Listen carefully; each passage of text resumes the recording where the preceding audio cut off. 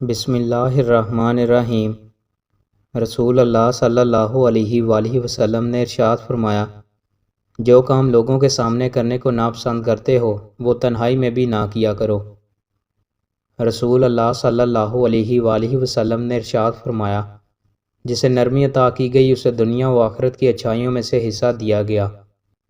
رسول اللہ صلی اللہ علیہ وآلہ وسلم نے ارشاد فرمایا، آگ میں بھگتی اونٹوں جیسے سانپ ہیں، وہ ایک مرتبہ ڈسیں گے تو جہنمی 40 سال تک اس کے زہر کی کاٹ محسوس کریں گے، اور خچر جیسے بچھو ہیں جو ایک مرتبہ ڈسیں گے تو ان کے زہر کی کاٹ 40 سال تک محسوس کریں گے۔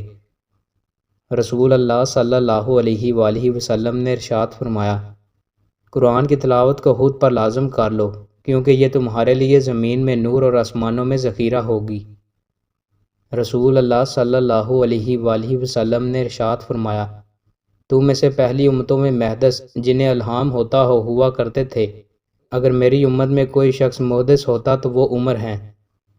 رسول اللہ صلی اللہ علیہ وآلہ وسلم نے ارشاد فرمایا، اللہ جس بندے کو کسی رویت کا نگہبان بنائے اور وہ ان کے ساتھ خیر خواہی نہ کرے تو وہ جنت کی خوشبو بھی نہیں پائے گا۔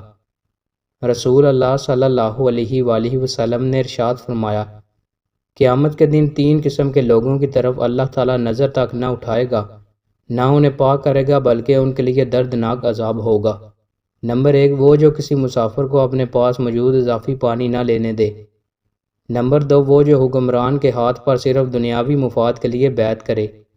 نمبر 3، اور وہ جو جھوٹی قسمیں کھا کر عصر کے بعد اپنا سامان بیچے اور لوگ اس کی قسم سے دھوکہ کھا جائیں۔